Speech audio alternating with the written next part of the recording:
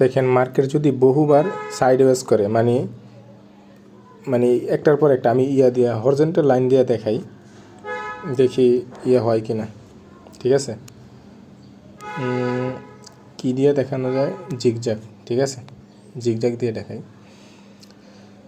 যদি মার্কেট বারবার সাইডওয়েজ করে মানে মানে মার্কেটটা উপরেও যাইতেছে না নিচেও যাইতেছে না, একটার পর একটা মানে রেড ক্যান্ডেল পরে গ্রিন ক্যান্ডেল, গ্রিন ক্যান্ডেলের পর রেড ক্যান্ডেল, এরকম যদি থাকে তারপর পরপর যদি মার্কেটটা পড়তে থাকে, যেরকম নিচে মানে সেলিং প্রেশার যদি থাকে, যদি সেলিং প্রেশার থাকার পর যে সময় সাপোর্ট কোনো মানে লেভেল থাকবে, মানে সাপোর্ট যে আপনার মনে হইব যে এই জায়গায় আর হইব না, মানে আর নিচে নামবো না, এই জায়গায় এই লিকুইডিটি সুইপ হয়ে গেছে। ঠিক আছে, তো দেখবেন যে মার্কেটটা দ্রুত পড়ে যায় এটা আবার রিভার্স কইরা নেয়। দেখেন এই জায়গায় কিন্তু রিভার্স কইরা নিছে। আপনি যদি এই জায়গা থেকে যদি 15 এখন আসি কয় মিনিটের ক্যান্ডেলে, যদি 1 মিনিটের ক্যান্ডেল থেকে 5 মিনিটের ক্যান্ডেলে যাই, দেখেন মার্কেটটা কিন্তু পরপর পড়ে গেছে। দেখুন 1টা 2টা 3টা 4টা ক্যান্ডেল, তারপর আবার রিভার্স করতে করেই নিছে যে আবার এটা এতটুকু উপরে যাইব। আমার ল্যাপটপে দেখানোর কথা ছিল যে ল্যাপটপে আমি আপনাদেরকে দেখাবো এই তো এই জায়গায় আমি 2টা ট্রেড নিয়েছিলাম যে আমি 1 মিনিটের যদি যাই, তো এই জায়গায় আমি এই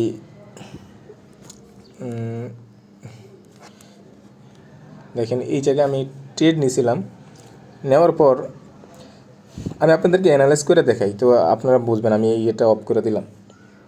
যখন মার্কেট পরপর ক্যান্ডেলগুলো পড়তে থাকবে তো মাঝখানে একটা গ্রিন ক্যান্ডেল হবে। ঠিক আছে, মানে এটা একটা ইনস্টিটিউশন যে ট্রেডারগুলো আছে না, তারা এই জায়গায় ট্রেড করে, তারা এই সমস্ত মানে কাজগুলো করে থাকে যে মনে হয় এখান থেকেই বাইং প্রেশার শুরু হইব, মানে আপ শুরু হইব। ঠিক আছে, তো বাইং আর সেলিং এটা হচ্ছে মানে এক্সের মধ্যে আসে, কিন্তু কোটেক্সের মধ্যে এগুলা মানুষের দেখেন আর কি, আপনি এই জায়গায় আপ আর ডাউন। ঠিক আছে, তো আমি যেটা বললাম যে আপনি যদি এইটা আছে না পরীক্ষিত, মানে আমি অনেকবার এরকম ট্রেড করছি যে এই রেড ক্যান্ডেল যদি পরপর পড়তে থাকে, তারপর কিন্তু যদি এই সাপোর্টে ব্রেক করে ফেলে কিন্তু মার্কেট আবার রিভার্স করে নেয়, মানে অনেকগুলো ক্যান্ডেল মানে অনেকগুলো বাইং প্রেশার নিয়ে নেয়। ঠিক আছে, তো আমি আপনাদেরকে যদি আরও ডিটেলসে দেখাই, দেখেন এই যে এখানে আমি 10 মিনিটের ক্যান্ডেলে আছি। ঠিক আছে,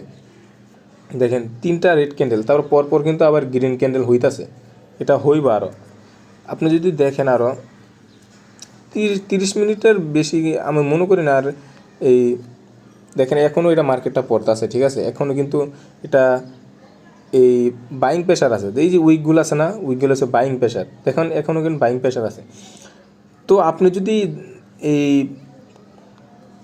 এই মার্কেটও কাজ করতে চান, যেরকম আপনি যদি কোটেক্সের মধ্যে যদি অ্যানালাইজ করতে চান, তাহলে আপনার 10 মিনিটের উপরে আমি মনে করি যায় না, কারণ এটা তো ফরেক্স মার্কেট না, এটা আপনি এত বেশি করার দরকার নেই। ফরেক্স মার্কেটে উইকলি তারা 1 দিনের 4 দিনের 5 দিনের এরকম করে তারা 4 ঘন্টা 5 ঘন্টার মার্কেট অ্যানালাইজ করে, কারণ তারা অনেক লম্বা সময় ধরে ট্রেড নেয়, কিন্তু এটা তো ওরকম না। তো ফরেক্স মার্কেটও আমি কাজ করি। ঠিক আছে, তো এইটা হচ্ছে মূলত। আপনি আরও যদি দেখেন, আমি যে ব্যাক টেস্টিংয়ে যে কথাগুলো বলি, সেটা হলো আপনি যে এটা যেভাবে হয়েছে না, তো এটা স্ক্রিনশট মেরে রাখেন। স্ক্রিনশট মেরে রেখে দেখেন যে এরকম সিচুয়েশন আর কোন কোন জায়গায় হয়েছে। তা আমি এরকম আর অনেক দেখাইতে পারবো, যে আমি যদি পিছনে যাই তাহলে দেখাইতে পারবো। সাইড ওয়েজের পরে মার্কেটটা রিভার্স করে, এই দেখেন হালকা সাইড ওয়েজ করছে। আমি যদি এর আবার পিছনে এসে পরে দেখাই,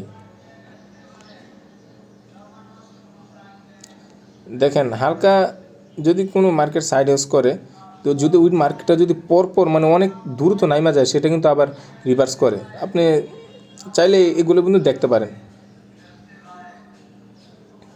এই দেখেন সাইড ওয়েজ করার পরে, হালকা সাইড ওয়েজ করার পরে এই মার্কেটটা নামছে। ঠিক আছে, নামার পর কিন্তু আবার রিভার্স করছে। ঠিক আছে, যে একটা ক্যান্ডেল দিছে, এই জায়গায় একটা ক্যান্ডেল দিয়ে আবার রিভার্স করছে। ঠিক আছে, তো এটা আপনাদের বুঝতে হইব।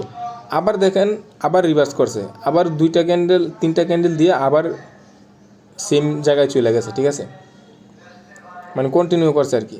মানে এই যে সাইড ওয়েজ, এই জায়গায় যদি আপনি আরও বড় টাইম ফ্রেম দেন, ওই জায়গায় আবার যাইতে হবে। আচ্ছা ঠিক আছে, তো এই আজকে এই পর্যন্তই দেখা দিলাম। তো মানে এগুলো আপনি ব্যাক টেস্টিং করলে এটা সবচেয়ে বেশি কাজের, ঠিক আছে।